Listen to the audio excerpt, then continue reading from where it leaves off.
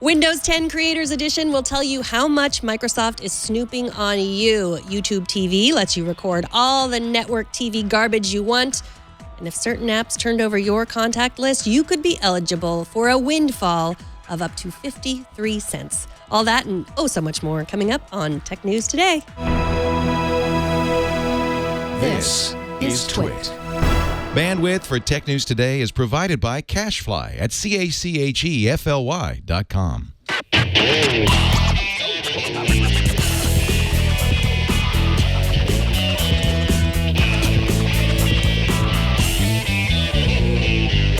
This is Tech News Today, episode 1740, recorded Wednesday, April 5th, 2017.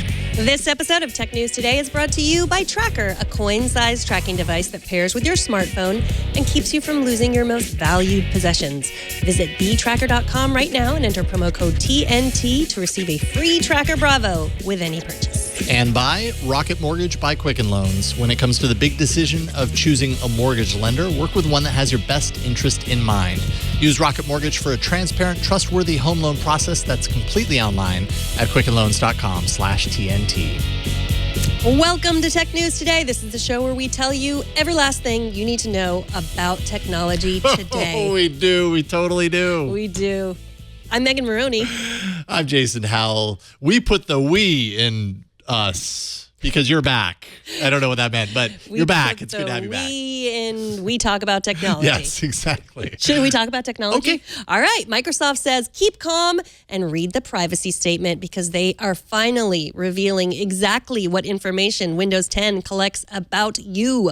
When Windows 10 Creators Edition rolls out to you and yours on or around April 11th, the newly revised privacy statement will include a complete list of the diagnostic data collected at the basic level. According to a blog post by EVP of the Windows and Devices Group, Terry Myerson, and Privacy Officer Marissa Rogers, the latest version of Windows improves in-product privacy information with both short descriptions about each privacy setting and a Learn More button. They also have a little privacy dashboard, if you will, so you can adjust what you want shared and not shared on a device level. I mean, the important thing when you're talking about, how your privacy and security is being handled by an operating system, I feel like Facebook fell into this a few years back too, where things were so complicated. As a user, you didn't actually know what you were setting.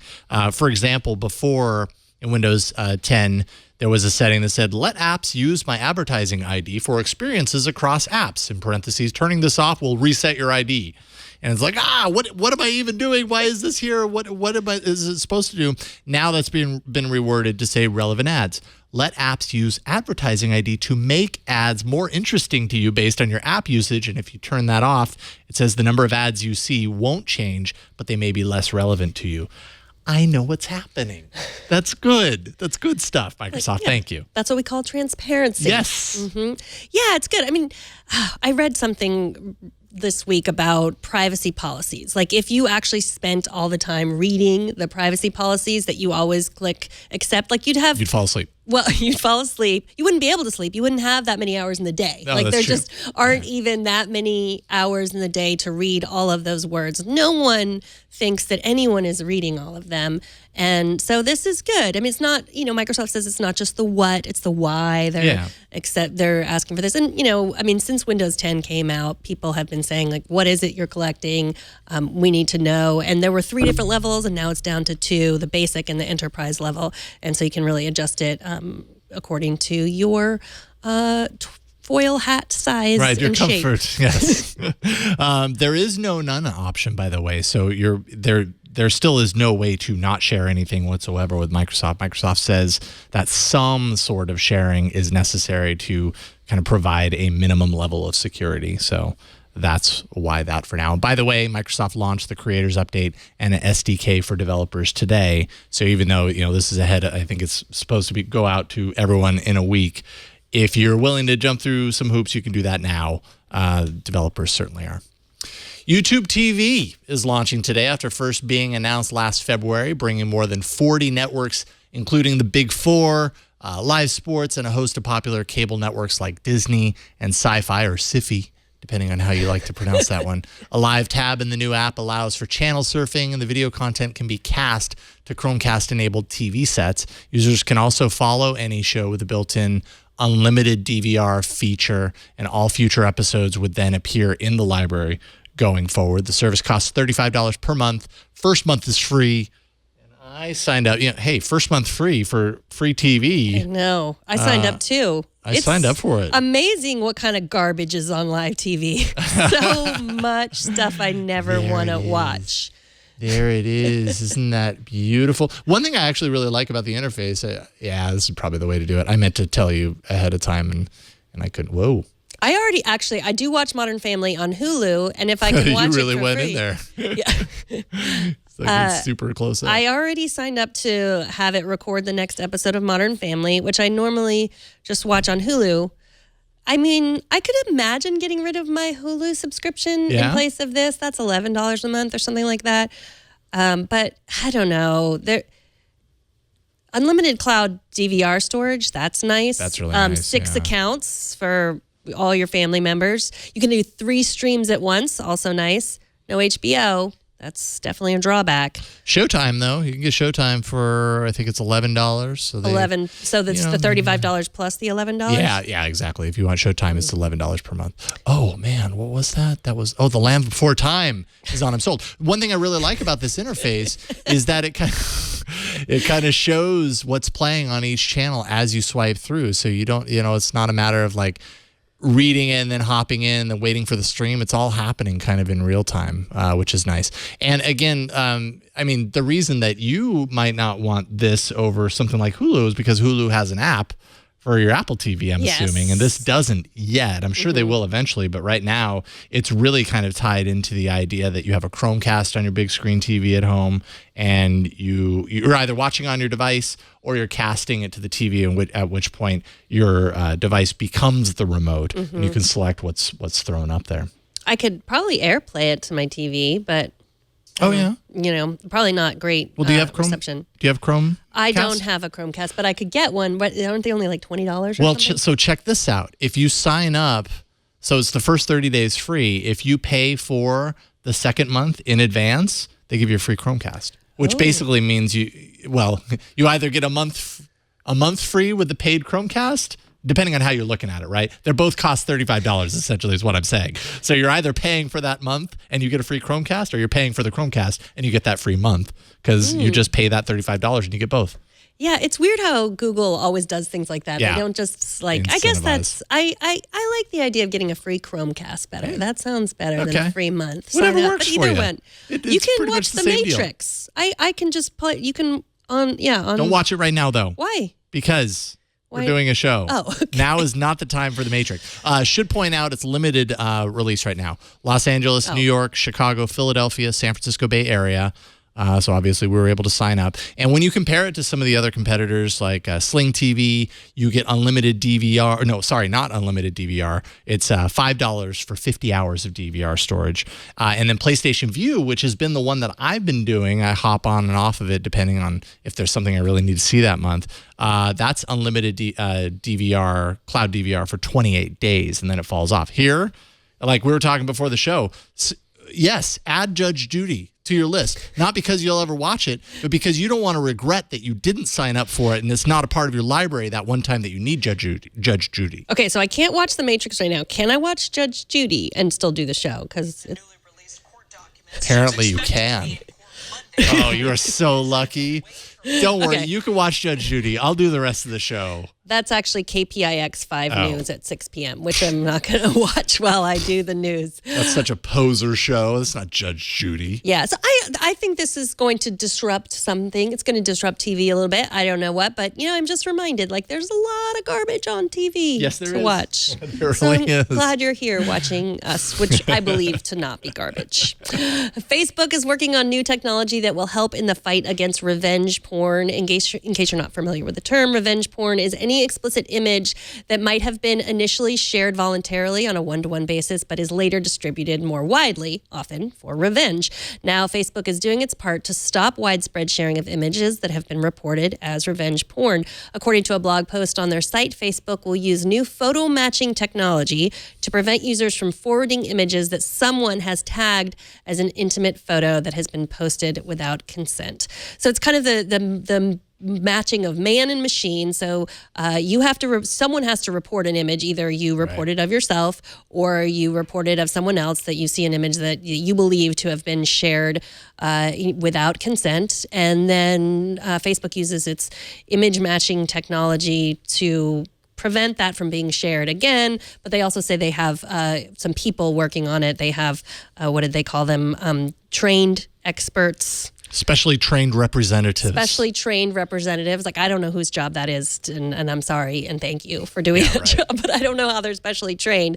But so if you see an image that you think was shared, you just mark it, report it. It doesn't appear to have you can't do it yet. Like I looked at an image and just tried it out. I didn't see revenge porn, but I just tried it, and that's not one of the options to report yet, but hopefully it's coming. Yeah, or maybe it's kind of a staged rollout and certain areas are getting it right now, and it'll hit everybody very shortly. If you try and share a photo that has been taken down before, you actually get a message that tells you how you violated Facebook's policies, and it will prevent that from posting not only on Facebook, but also Facebook's other properties. So it covers all of their services, essentially. And yeah, it's a hardline stance. I think that's really good for Facebook, right? I think one of the statistics I saw is 1 in 25 people are victims of this, of non-consensual image sharing of this type. So good on Facebook. If you've got the technology and they've got the human army behind it, especially trained representatives to help kind of fuel this image recognition going forward. I mean, that's nothing but good news. So you say all of Facebook properties, which I assume is Instagram, but would that also and work? Messenger? So they're watching Messenger, so they're not. So they know what we're posting in Messenger. So say I wanted to share some revenge porn. I don't think I will, but they would warn me within Messenger? I didn't try it out myself, but that's what I read. It was Facebook, Instagram, and Messenger would recognize that image. Because we consider Messenger as private. A private messaging service. That's a really good point. Yeah, but that is interesting. Well, I think this is partly in response, although I'm sure they've been working on this technology for a while, but I have to imagine that it's in response to the story that we reported a few weeks ago with the Marines. The photo, there was a bunch of photos of Marines on a Facebook page that were being shared. It was intimate photos of female Marines that were being shared. And then once they discovered this, then they moved it to another site. And we got a viewer wrote in and said, "Isn't there the technology to image match these photos?" And yes, I guess there is. I mean, that's what Facebook's doing it. In terms of doing it on the web, I don't know that there's no overarching, I guess Google could use it and not let it be shared and show up in search results. But there's no overarching person matching all of the images shared anywhere. But I know that, it's more on an individual basis. Yeah, but I think that if someone is being harassed, they can probably, the police, I would hope the police had access. I would imagine it could be tracked. Yeah. Absolutely. Remember how Twitter had a good thing going with its deal to stream Thursday night football, NFL? Yeah, it lost that. The National Football League instead struck a 10-game deal with Amazon, giving Prime members access to the games throughout the season. It's a one-year deal, reportedly valued near $50 million. In the case of Twitter, it was a $10 million deal, so price went up, obviously. According to the Wall Street Journal, Facebook and Google were also in the running to carry the games. But this time around, it's Amazon. Really kind of shows that the NFL is kind of playing around with their property and kind of testing the water in different services, although still rather limiting because it's only one or the other. Before it was on Twitter and it was accessible to everyone, even if you didn't have a Twitter account. Now it's Amazon Prime, so you've got to be spending the Prime yearly fee or monthly fee. I'm sure that applies as well in order to get in. So it's a limited audience to just those paying members of Amazon. Right, which is, I mean, you get more than just You get NFL. a lot. Yeah. For sure. Yeah, so I mean, it's too bad for Twitter that they had this and they lost it. I guess Google and Facebook were also in the running to get this. So yeah, I mean, I guess we're just seeing a disruption everywhere of the way we consume TV, and it's not it's like younger people. Like they don't, people don't like to. There's a whole generation of people that are just started out in their real lives as cord cutters, like never had a cable subscription and never intended to pay for a bunch of channels that they didn't want. And so now I think that, Hollywood or, the people, they're trying to catch up and figure out how to get these people to watch what they want them to watch. How can we siphon our content to them so that they are forced to watch it, so that they want to watch it, because they just don't care right now. It's all on demand. It's all by seasons on Netflix or whatever. Right. Well, I mean, if you can imagine, like, oh, okay, I get NFL and I also get free shipping from Amazon, and I also get, Amazon Music, and I also get, all these things. I think that I guess you don't get Amazon Music with. You get some music. You get some, you don't get the full music series. But yeah, this makes sense. I mean, if I loved watching Thursday Night Football, I'd be psyched. Mm-hmm. Yeah. Well, that's all I got. Yeah. Watch out, Hyperloop. Zunum Aero is a small electric jet startup that might be the real future of regional travel. Business Insider reports that Boeing and JetBlue have both invested in the electric plane company that focuses on sustainable travel. Their aim is to get people out of their cars and into the air for flights of up to 1,000 miles. The 3-year-old startup has been in stealth mode up until now, but they say they plan to have a hybrid electric aircraft that holds 10 to 50 passengers in the air by the year 2020. So this is sort of the same kind of thing that Elon Musk is trying to do, like get people from Silicon Valley to LA, because apparently a lot of people want to do that fast. And so it would be, it would be an electric plane. They could go 700 miles in the beginning and get up to 1,000 miles by 2030, powered by a battery-first series hybrid propulsion system. Wow. Primary power for battery, aviation diesel turbine, range extending power generator on backup if needed. So you've got that fallback in case the battery isn't quite enough to get you there, apparently. And it kind of sounds like it's maybe modular is the wrong word, but they've built this to be future-proof. They expect the lifespan of these planes to be somewhere around 20 years once it launches, which is probably going to be a while. And so it's expected to launch at 80% lower emissions based on kind of the hybrid system that it has right now. And then eventually they could swap the combustion engine that's in there with an extra battery pack and reduce that down to zero emissions longer term if that's required, or whatever the case may be. The plane can kind of evolve and adapt with the rules as they change over the next 20 years. So very cool. Yeah. That range anxiety that you have in an electric car, like that would be... You really have that when you're flying in the sky. Electric plane, serious range anxiety. Absolutely. Well, if you downloaded Yelp, Twitter, Instagram, or 5 other apps to your iPhone during a certain 2 or 3 year period, you might be eligible for a payout. Find out how after the break. But first, let's take a minute to thank Tracker, the sponsor of this episode. Okay. Your keys. Where are they? You've been meaning forever to hang up that little hook right by the door that says keys, and you can put your keys there. But even if you've hung up the hook, you still don't put your keys there. Who knows where they are? They might be under the couch. They might be in the cupboard. They might be on a table. You got to be somewhere in 20 minutes, and you can't find them, and you can't get there without your keys. You don't have an electric plane at your, beck and call just yet. We've all been there, but now you can find your keys with Tracker, and you never have to worry about losing them again. You don't have to even think about where you put them. Put them anywhere. Throw them up in the air and close your eyes, and you'll be able to find them with the Tracker Bravo. It's a coin-sized device constructed with anodized aluminum. That's for the thinnest, most durable tracking. So when you throw your keys up in the air with the tracker attached to them and they fall in the cement, it's durable. You can locate your misplaced keys or your wallet, your bags, even your computer. Don't throw your computer up in the air. But you can locate it in seconds, no matter where you put it or hit it or where your child hit it. Just pair your tracker to your smartphone, attach it to any item, and find its precise location with the tap of a button. If you lose your phone, you press the button on your tracker device, or you can even ask your Amazon Echo, and your phone will ring even when it's on silent.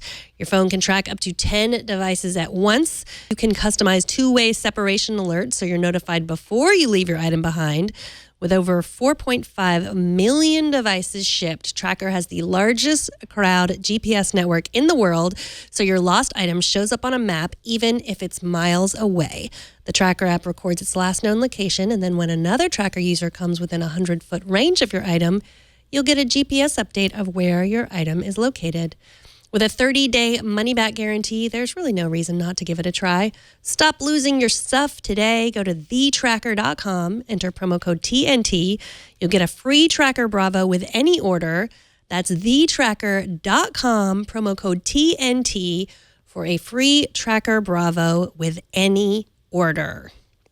All right, I have one update to the story that we did before. Bleak in the chat room had a tip for me about the messaging, about Facebook Messenger. He says that they compare the hash of the images. So they're not looking at the images. Yeah, that makes sense. Way. So Facebook isn't looking at the images to see if you're sharing revenge porn. They compare hashes. That way you don't see the images, but they see a couple of photos that have been flagged and they compare the hashes. That makes a lot of sense. All right, so let's take a trip back in time right now with the help of Jeff John Roberts from Fortune. How's it going, Jeff? It's going good, Jason. Good to be here. It's great to have you back. You wrote about an invasion of privacy case that first began back in 2012, covering the years between 2010 through 2012, which feels like ancient history right now. Now we're finally seeing a settlement out of this. Let's start with the kind of the basics of the case. What companies were involved in this, and what exactly were they accused of doing? Yeah, I think when you said it's a blast from the past, it kind of is, because it almost seems sort of quaint, like given the privacy invasions we've seen since then. This was when social networks were first really mushrooming, and you signed up for a new service like Path, or remember when Instagram was new, and to find your friends, there's a function in iOS that would populate the thing with your friends, as we do all the time. But I guess then they hadn't phrase the terms and conditions in a way to get permission to copy your contact list to their server. So they tripped over what looks a bit like a technical violation, but they still didn't ask. And in the background, they've been slugging it up for years. Who else is there? Yelp is there, and Foursquare is there, and Godwalla, I don't know if they're still around, was there. It's as I said, it's a trip down memory lane. So that's what it is. And I guess Apple is still fighting, and everyone else has just thrown in the towel and agreed to pay $5.3 million. Food Spotting, Foursquare, Kick, Path is on there. Yeah, it's kind of crazy. So this wasn't just a matter of uploading or sharing the contacts from the phone, from the iOS devices to remote servers, which is, part of the case.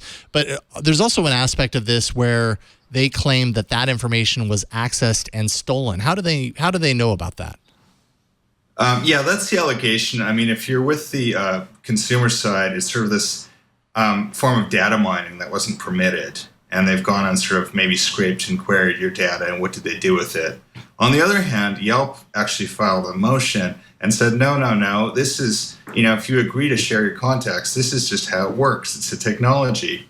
But the judge actually rejected that 6 months ago and said, no, you have to ask. So, I mean, I don't see any serious allegations here, but maybe I'm just sort of, jaded by given all the other spectacular privacy invasions we've seen. This is sort of like the nostalgia privacy violation. Right. So the consumers won this one, but really we are giving away our contact information. What's happening here is still happening with many of the apps, with Facebook, but we're just they've clarified it in the terms of service, and we've agreed to it now. Pretty much, yeah. And that's what happened after this. They rapidly changed their terms of service to allow this after they were sued. But, since they didn't do so beforehand, that means it violated sort of, these privacy laws, and they finally agreed to pay out. Okay, so pay up. This is the moment of truth where we get the major reveal. All of these companies, all of that privacy, all of this time in between. What was the actual payoff to members? And then, of course, maybe more importantly, what did the lawyers get in this case? You're so cynical. Believe it or not, I've watched these things for years, and this is better than most. The lawyers, I think, are probably going to get their usual 25%. But it sounds like there will be a full $5.3 million to consumers, which once they break that all down, we're all going to get like 50 cents each. But that's better than it used to be. What they used to do before is just give most of it to the lawyers, make a donation to charity, and the consumers weren't even involved. So this, at least soon, if the judge approves the settlement, and I suspect he will, there'll be this form online. You can go and say, hey, I downloaded that app between 2010 and 2012. And I'm pretty sure some of us, me included, did. I think that's when I downloaded Instagram. And then you'll get a payment, and the amount will be based on how many other people sign up too. And finally, the odd thing about this is, guess how you get paid? You get paid in Amazon Cash. So I don't, so. Okay, so 50 cents. I found that on my floor this morning, and that's not that much. I think most of us can agree.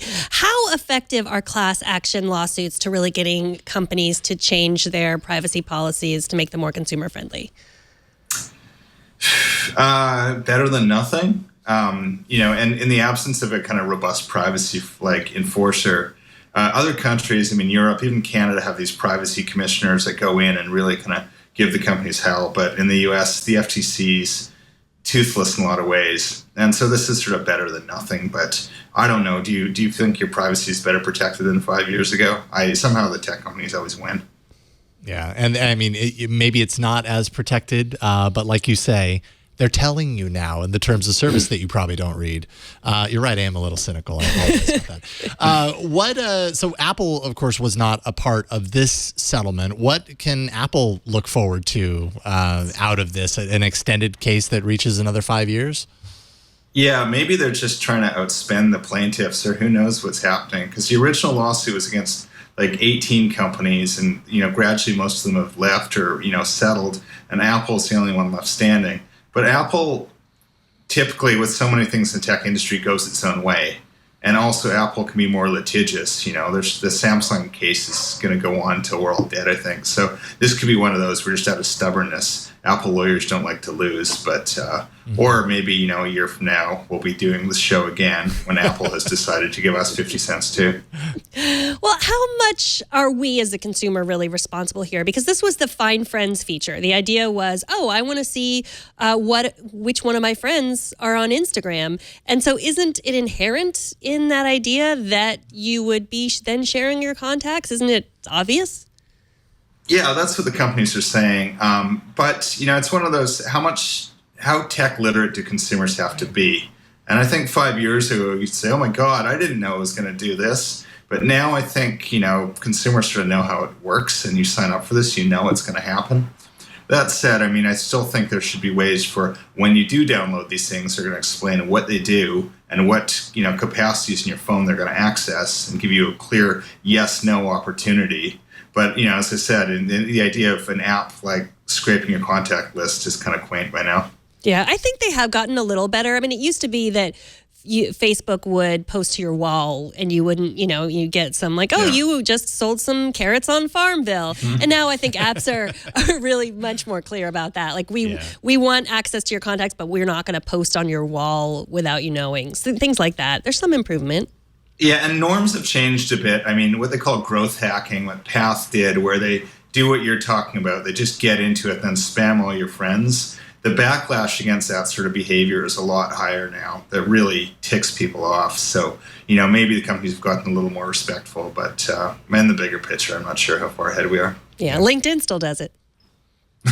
I can't get rid of them. I tweet the other day, death taxes and LinkedIn. My email just keeps filling up. I've unsubscribed over and over. I've stopped fighting them. I can't quit you, LinkedIn. Yeah. Awesome stuff. Really appreciate getting you back on. It's been too long. Jeff John Roberts with Fortune. Tell people where they can follow all the awesome work you're doing online. Yeah, come check out our tech section. Follow me at Jeff John Roberts at Twitter. And thank you, Jason. Thanks, Megan. Good to be here. Absolutely. We'll talk to you soon, Jeff. Ciao. Bye now. We got some feedback from Matt. This was about the show that I missed yesterday. So Matt said, I feel that you missed a critical point in your opening story about the U.S. government requiring foreigners to turn over access and passwords to their social media accounts and allow access to their electronic devices. Quite often, when the United States does things like this, other countries reciprocate. I travel extensively internationally, and while I do not want to provide this access to the United States government officials, I really do not want to provide this access and information to foreign governments. Yeah, and kind of along the same lines here, somebody on Twitter actually reminded me, and I completely forgot about this when we were talking about it yesterday, that this kind of movement in this direction did not start with the Trump administration. I mean, Barack Obama, I think it was last December, I think we even covered it on the show, Barack Obama's administration was starting to push for the request at the border of handing over IDs. I think maybe the difference now is that when you start entering into password territory, it's way more revealing, and there's a lot more potential from something like that. But this isn't just a current administration sort of thing. The world is very technology driven, and there's a lot of information, a lot of secrets that hides in there. So, And I think what Matt is saying also is that, we should be a beacon on the hill, as it were, for privacy, that and respect for people's personal information, because and things like creating backdoors, and people depend on the United States to be an example, so that other governments that are different might not might follow that example. I don't know if that's true or not. But I'm sure there's some truth to that for sure. Be careful when you review technology online. The company could turn on you, could decide it doesn't like you anyways. But first, let's take a minute to thank Rocket Mortgage by Quicken Loans. They're the sponsor of this episode. We live our lives in the digital age. We live it online. And then when you have to do things that pull you out of that digital world and into the analog world, where you have to find paperwork and pull information and data from all these different places that's not online, it's super inconvenient, and just kind of we're just not used to that. We live on the internet, so it makes sense to do it on the internet. And when it comes to the big decision of choosing a mortgage lender, you also want to work with someone who you can trust, who has your best interest in mind and makes the whole process easy for you. With Rocket Mortgage, you'll get a transparent online process that gives you the confidence to make an informed decision, so you won't waste time searching through stacks of paperwork. With Rocket Mortgage, you can securely share your financial information to get a mortgage approval in minutes online. You can even adjust the rate and the length of the loan in real time, play around with the numbers, get it just right, make sure that you get a mortgage solution that's right for you. Whether you're looking to buy a home or refinance your existing mortgage, you can lift the burden of getting a home loan with Rocket Mortgage. So skip the bank, skip the waiting, go completely online at quickenloans.com/TNT. That's quickenloans.com/TNT, equal housing lender, licensed in all 50 states, NMLS consumeraccess.org, number 3030. And we thank Rocket Mortgage by Quicken Loans for their support.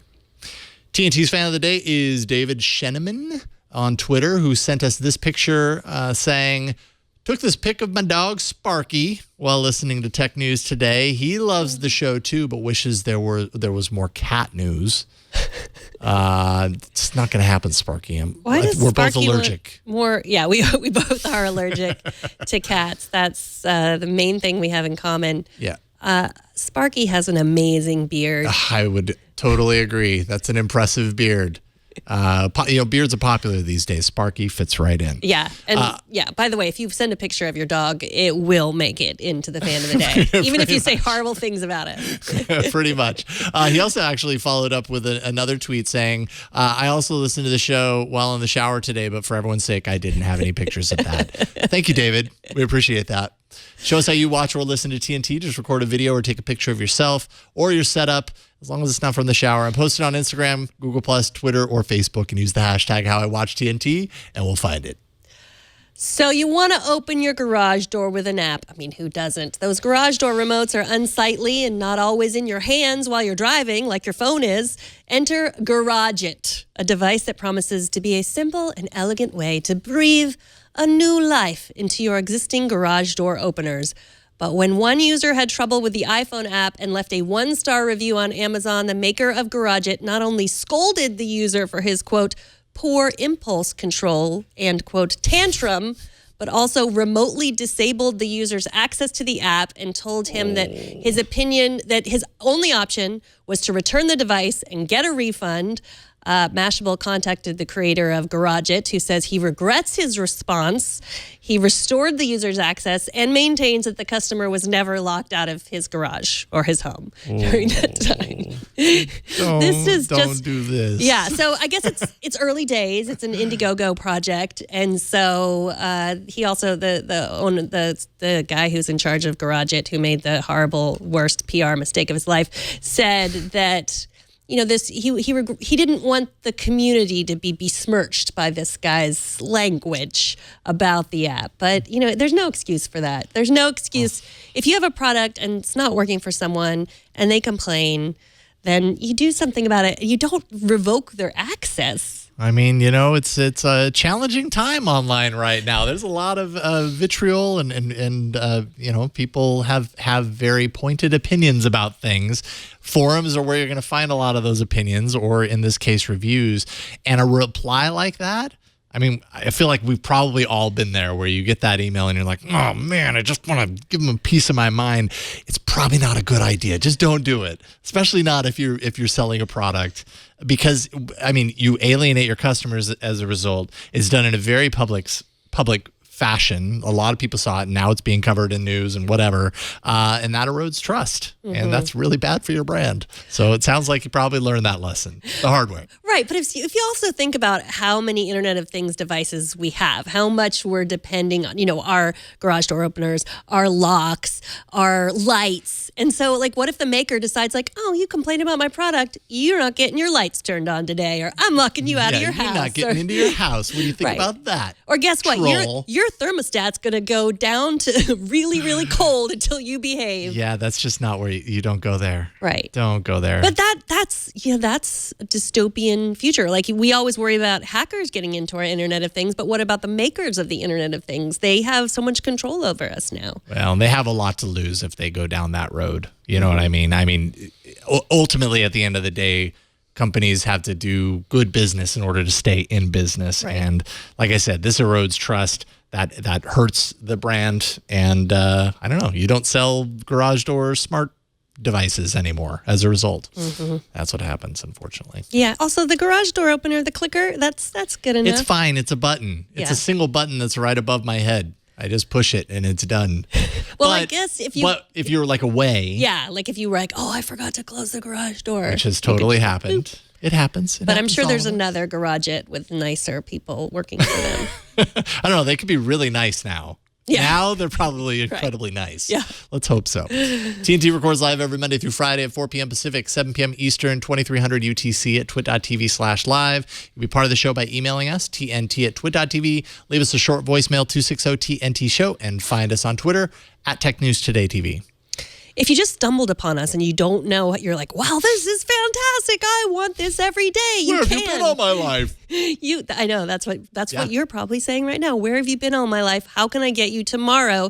twit.tv/TNT. That is where you subscribe. You can also find us on YouTube.